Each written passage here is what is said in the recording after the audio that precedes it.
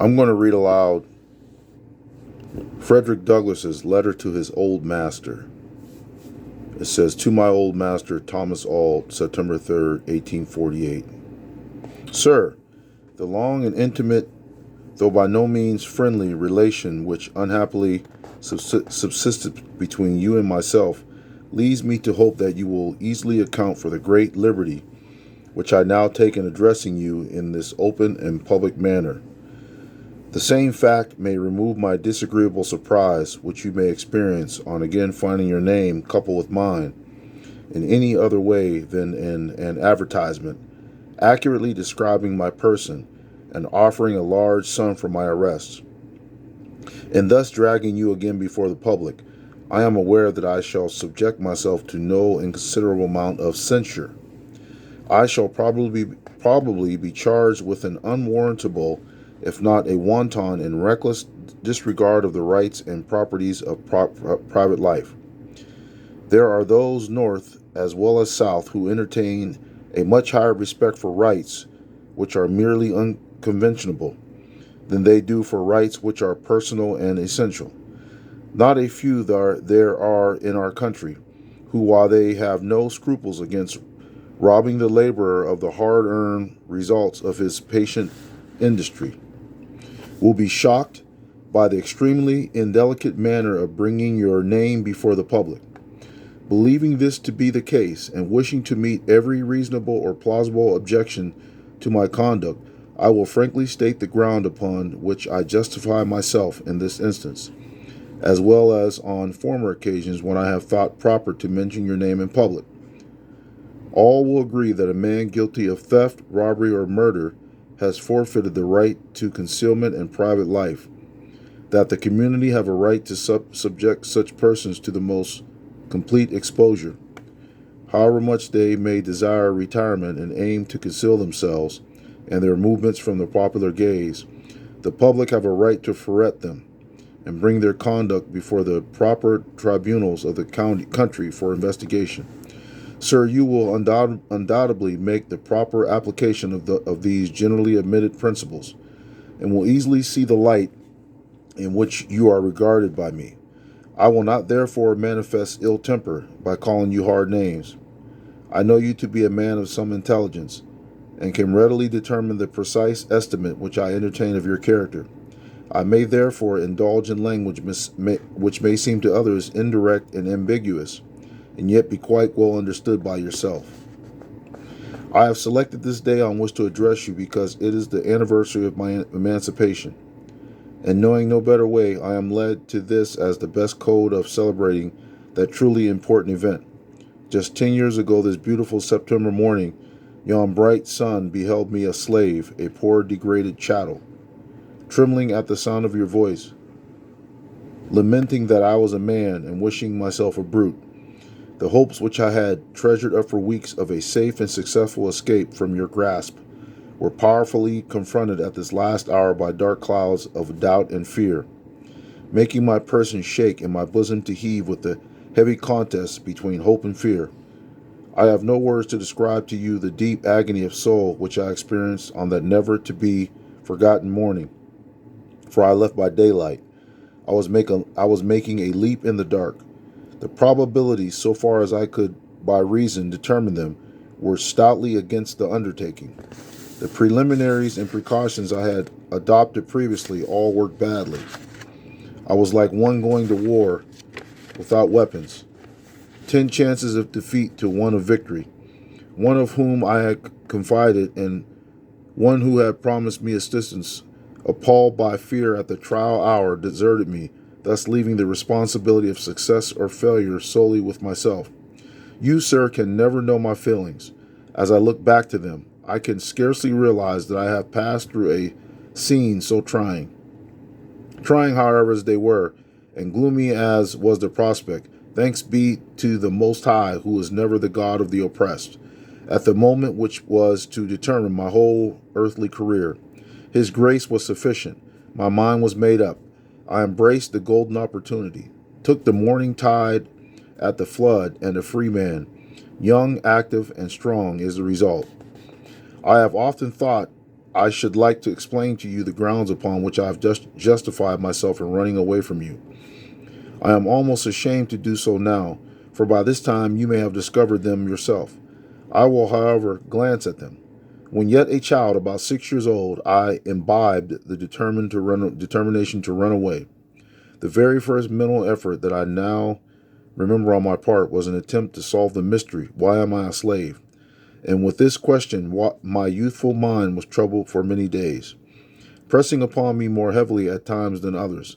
When I saw the slave driver whip a slave woman, cut the blood out of her neck, and heard her piteous cries, I went away into the corner of the fence, wept and pondered over the mystery.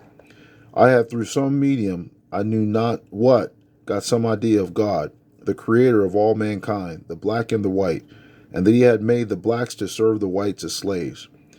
How he could do this and be good, I could not tell. I was not satisfied with this theory, which made God responsible for slavery, for it pained me greatly, and I have wept over it long and often. At one time, your first wife, Mrs. Lucretia, but I was afraid to tell her. At one time, your wife, Mrs. Lucretia, heard me sighing and saw me shedding tears, and asked me of the matter, but I was afraid to tell her. I was puzzled with this question till one night, while sitting in the kitchen, I heard some of the old slaves talking of their parents having been sold from Africa by white men, and were sold here as slaves. The whole mystery was solved at once. Very soon after this, my Aunt Jenny and Uncle Noah ran away, and the great noise made about it by your father-in-law made me for the first time acquainted with the fact that there were free states as well as slave states. From that time, I resolved that I would some day run away. The morality of the act I dispose of is as follows. I am myself. You are yourself. We are two distinct persons, equal persons. What you are, I am. You are a man, and so am I. God created both and made us separate beings. I am not by nature bound to you, or you to me. Nature does not make your existence depend upon me, or mine to depend upon yours. I cannot walk upon your legs, or you upon mine. I cannot breathe for you, or you for me. I must breathe for myself, and you breathe for yourself. We are distinct persons, and are each equally provided with faculties necessary to our individual existence. In leaving you, I took nothing but what belonged to me, and in no way lessened your means for obtaining an honest living.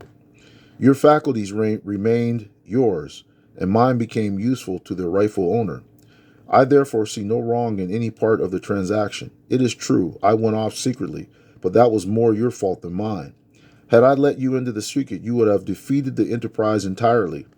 But for this, I should have been really glad to have made you acquainted with my intentions to leave. You may perhaps want to know how I like my present condition. I am free to say, I greatly prefer it to that which I occupied in Maryland. I am, however, by no means prejudiced against the state as such. Its geography, climate, fertility, and products are such as to make it a very desirable abode for any man. And but for the existence of slavery there, it is not impossible that I might again take up my abode in that state. It is not that I love Maryland less, but freedom more. You will be surprised to learn that people at the North labor under the strange delusion that if the slaves were emancipated at the South, they would flock to the North. So far from this being the case in that event, you will see many old and familiar faces back again to the South. The fact is, there are few here who would not return to the South in the event of emancipation. We want to live in the land of our birth, and to lay our bones by the side of our fathers, and nothing short of an intense love of personal freedom keeps us from the South. For the sake of this, most of us would live on a crust of bread and a cup of cold water. Since I left you, I have had a rich experience.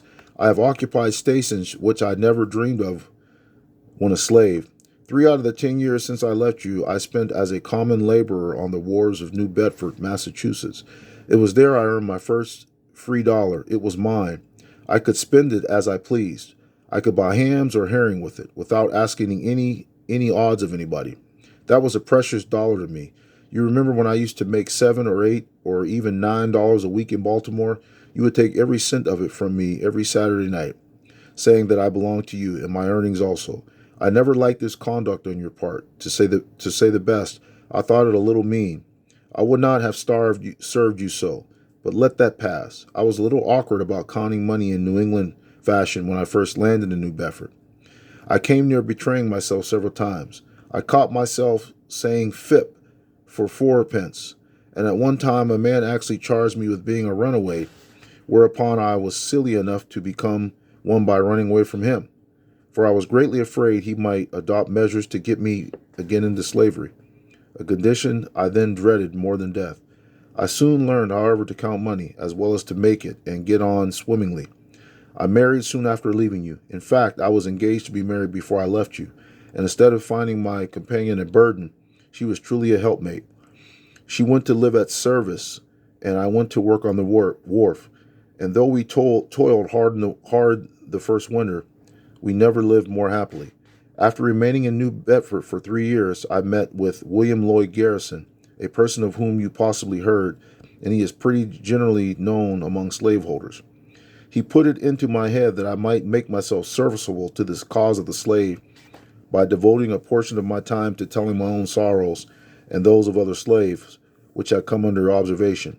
This was the commencement of a higher state of existence than any to which I had ever aspired. I was thrown into society the most pure, enlightened, and benevolent that the country affords. Among these I have never forgotten you, but I have invariably made you the topic of conversation, thus giving you all the notoriety I could do. I need not tell you that the opinion formed of you in these circles is far from being favorable. They have little respect for your honesty and less for your religion. But I was going on to relate to you something of my interesting experience. I had not long enjoyed the excellent society to which I have referred before the light of its excellence exerted a beneficial influence on my mind and heart. Much of my early dislike of white persons was removed, and their manners, habits, and customs, so entirely unlike what I had been used to in the kitchen quarters on the plantations of the South, fairly charmed me and gave me a strong disrelish for the coarse and degrading customs of my former condition. I therefore made an effort so to improve my mind and deportment as to be somewhat fitted to the nation to which I seemed almost providentially called. The transition from degradation to respectability was indeed great, and to get from one to the other without carrying some mark of one's former condition is truly a difficult matter.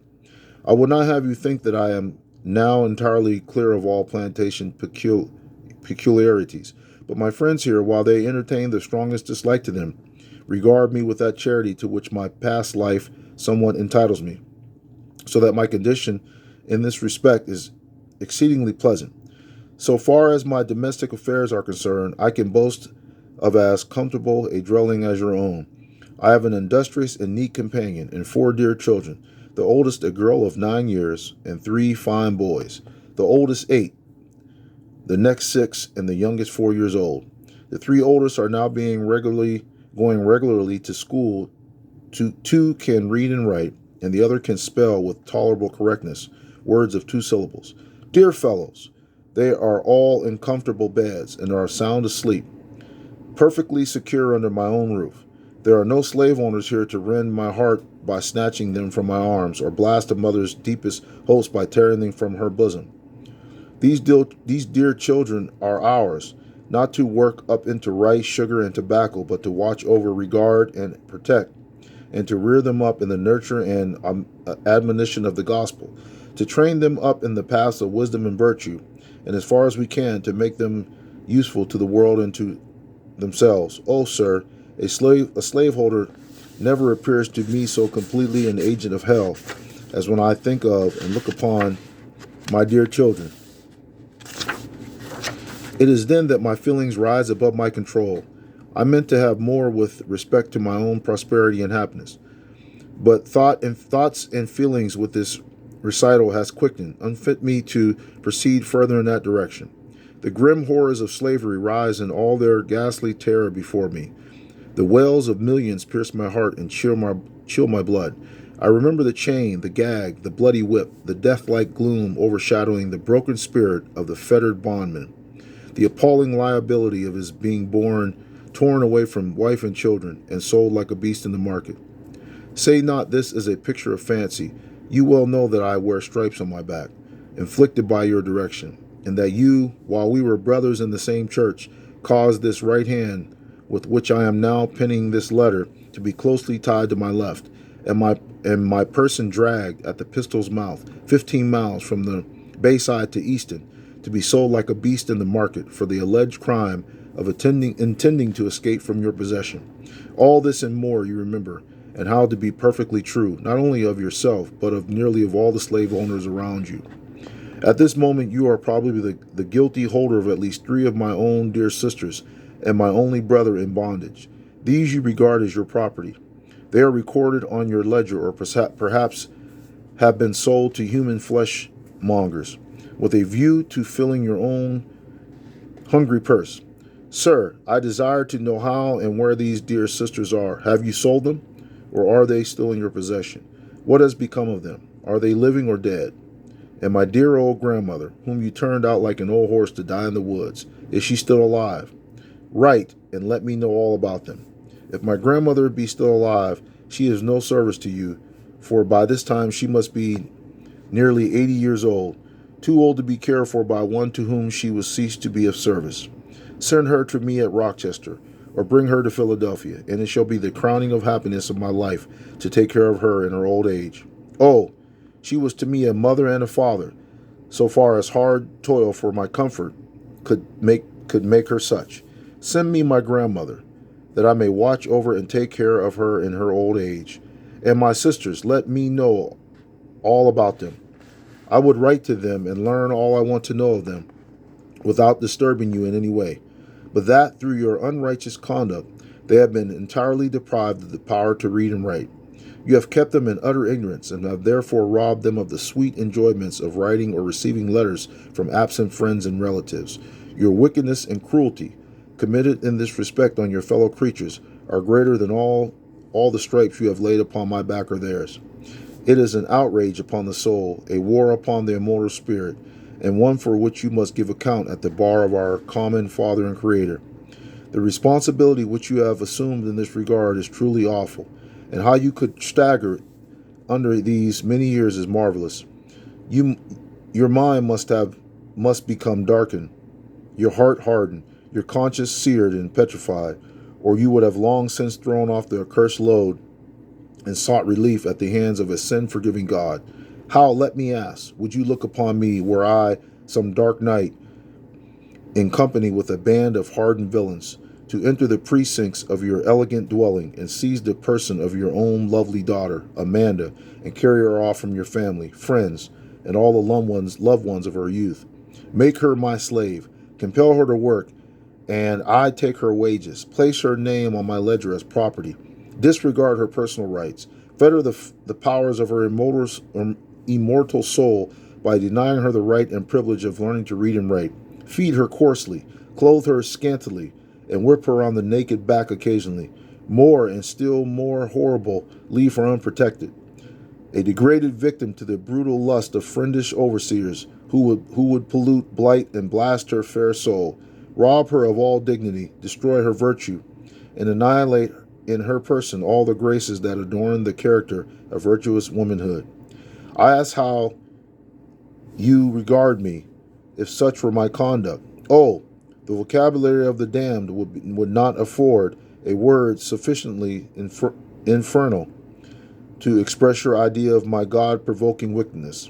Yet, sir, your treatment of my beloved sisters is in all essential points precisely like the case I have now supposed. Damning as would be such a deed on my part, it would be no more so than that which you have committed against me and my sisters. I will now bring this letter to a close. You shall hear from me again unless you let me hear from you. I intend to make use of you as a weapon with which to assail the system of slavery, as a means of concentrating public attention on the system and deepening the horror of trafficking the souls and bodies of men.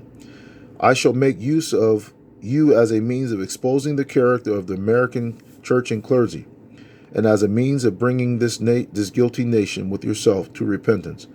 In doing this, I entertain no malice toward you personally. There is no roof under which you would be more safe than mine, and there is nothing in my house which you might need for your comfort, which I would not readily grant. Indeed, I should esteem it a privilege to set you an example as to how mankind ought to treat each other. I am your fellow man, but not your slave. Frederick Douglass. So once again, this was Frederick Douglass's letter to his former slave owner, Thomas Auld. He wrote this on September 3rd, 1848. It says, addressed to my old slave master, Thomas Auld. Thank you. Hope you guys enjoyed. I'd like to bring you more content like this, so hopefully please like the video, subscribe to my channel, and also put a comment down about the letter to his slave master. Thank you.